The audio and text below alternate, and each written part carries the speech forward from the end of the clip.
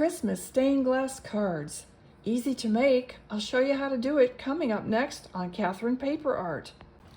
Today I am making some Christmas stained glass cards, and I am using the DRS Designs oval stained glass stamp to begin with. And I will be, I'll first start with an angel in the stained glass window. And I have stamped out the stained glass portion, and I do a one pass stamp on it, because if you make it too heavy, then it's going to detract from the stained glass image. Like in this case, it's going to be an angel. If you get this too heavy, it's going to detract from the rest of the image. So I'll get this off the. I'll put my angel on. I'll take this piece off, and I'll do that off screen and be right back. Okay, I have stamped my angel. She's holding a dove. So I'll go ahead and pick out some colors with my Copic markers, and I will color that in. And I should say that this is an angel stamp called On Angel Wings by Stampin' Up, and it's discontinued. It's from 2004, but there's plenty of angel stamp sets out there. You can use whatever you have. This is brand new. It's not even mounted, so I had to finagle my stamping here because I didn't want to put it on the block. And anyway, so I just thought I would tell you what the stamp is. I finished my angel, but I didn't feel like she's very Christmassy looking with her blue dress. So I actually didn't finish her dress.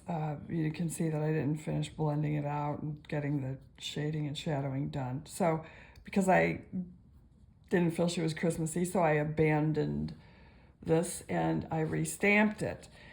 And I chose some different colors and made her hair brown. So I chose green and reds for the dress, and came up with this one, which I like better because it's more of a Christmassy look.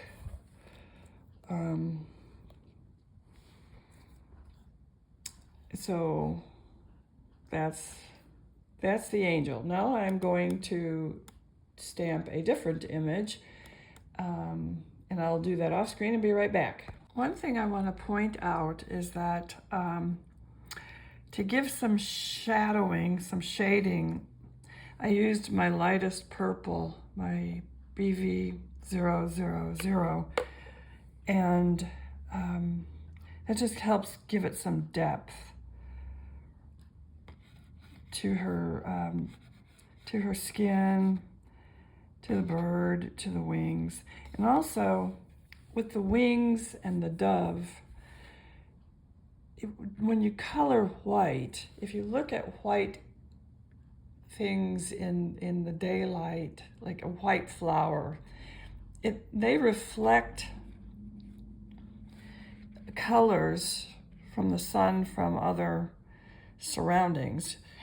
So when you color white with markers, I like to just use little dots of the palest colors that I have, like Y00, my light BV000, my R00, my E00, and I just use little dots. I don't know if you can see that. And I don't use too many. Again, I wherever there was shade and shadow, I put the light purple in, or you could use gray, but it just makes the white brighter and whiter when you put in those reflective little dots. So I just wanted to point that out. So this next image is from Stampin' Up, and it's called God's Peace. It's a heavier, a bolder image, so I wasn't expecting that. I bought this used from eBay.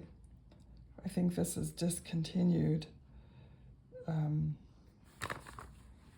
Yeah, I don't know what year it's from. But there were plenty of these on eBay if you don't have it. But I needed to find images that were rather small to fit within this oval. Now, I have learned that DRS, the company that made these mosaic stained glass stamps, is no longer in business, sadly. So that's too bad. But I did find a seller on eBay who custom makes, but has ready some stained glass mosaic stamps. And I'll include that information in the description below the video. So I will choose some colors for this and be right back. Okay, there's the finished poinsettia God's Peace. I wanted to try to get more of a nighttime feel behind the window, so I went with these blues.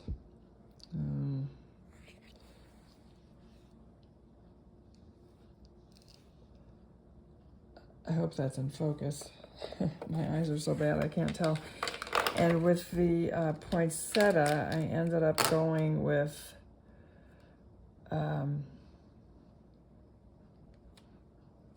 well, a combination of these. I didn't want it to be overwhelmingly red. But anyway, and I wanted the ribbon to be gold, not yellow, but it was hard to achieve with markers.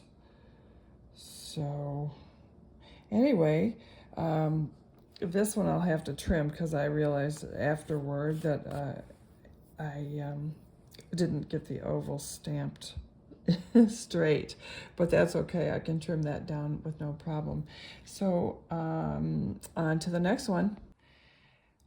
My next image is a nativity scene, a minimal nativity scene, and this also is Stampin' Up! From 2000. I don't know what it's called, but I know it's not going to fit because it's a large stamp.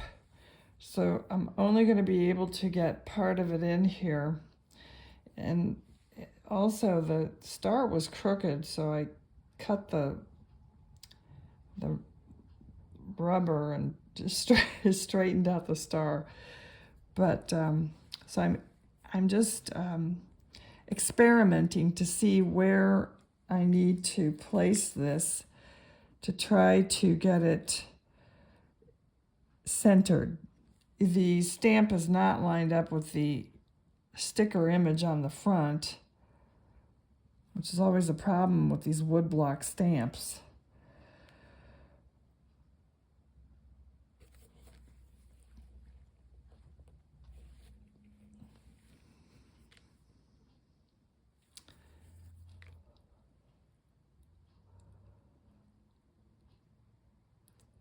The first time I did it was perfect, centered wise, and I had a little bit more of the lamb, but that's about as good as it's going to get. So I'll go ahead and stamp this off camera and hopefully be right back.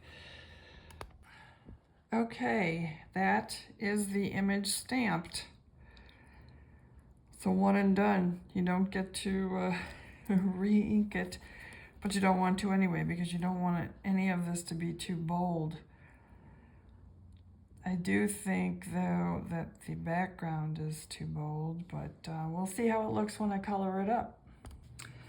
Well, I've finished my third image, and I'm not happy with the way it came out. First of all, the stamped image was too big to fit into the oval stained glass mosaic background.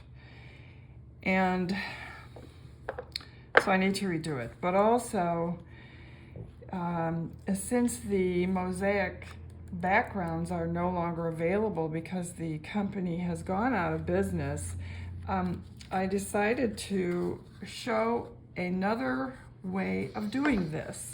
So the idea that I had was to cut an oval, and with my Pigma pens, in black, I would make my own mosaic background.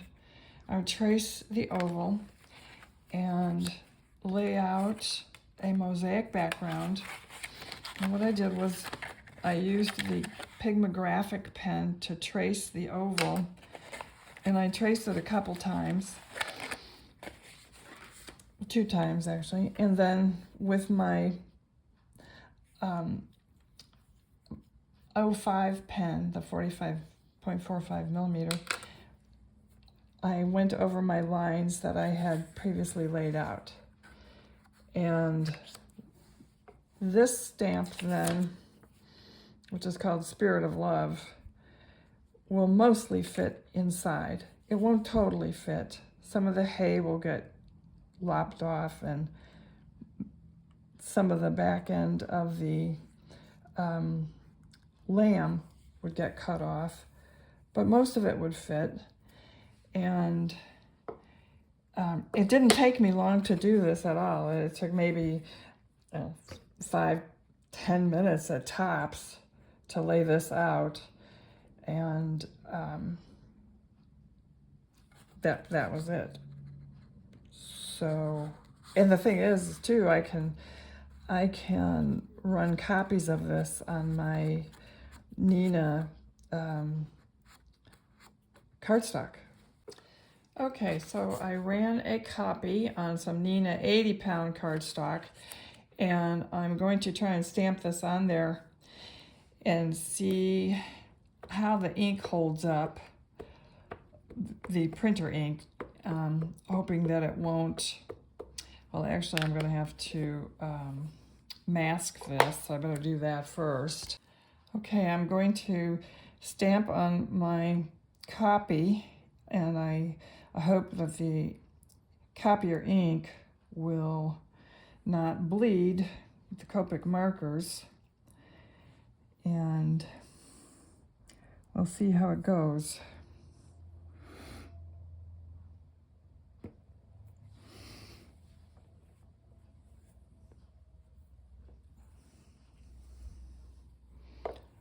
And that's a good stamping.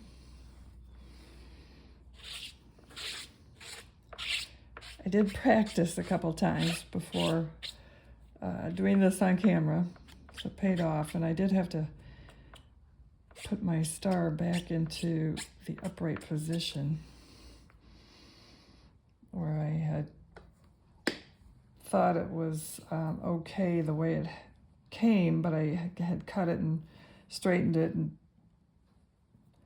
it's got to stay that way, otherwise it's no good. So I'll go ahead and pull some colors together and be right back. Okay, so this is the finished colored panel, and this is on the copy that I made on my printer, and I didn't have any problems with the printer ink smearing or any of that, so it came out really nice. I'm very happy with it. Now I did add some extra lines to break up some of the bigger mosaic in the background, and I ended up putting an oval around the star because it was just a black star and it didn't read very well, and I went over the star lines with some gold ink. I don't know if you can see that. So that is that. Now I will mount these and get them glossy. And I went over this with some white pen just to get it snowy. And I changed her ruffle here to, I gave her a green ruffle on that. There really is no ruffle on the gown, but I made one. So I'll go ahead and get these mounted and be right back. Okay, the Glossy Accents, I didn't really have too much success with the first coat, so I had to do a second coat on both of these because it was kind of gloppy. I thought I was brushing it on pretty evenly, but apparently not.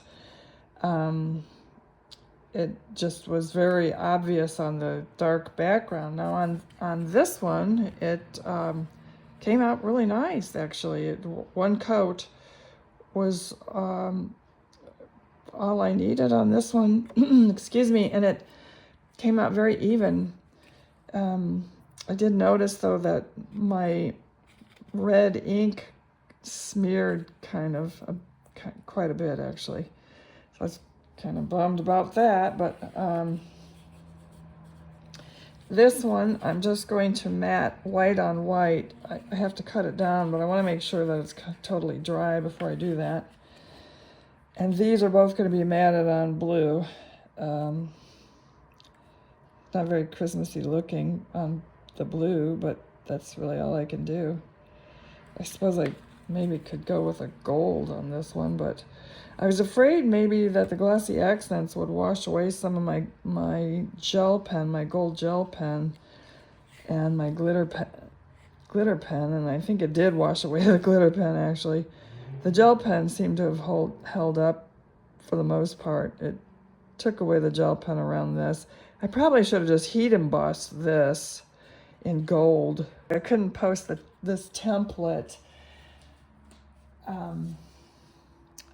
anywhere because I don't have a blog.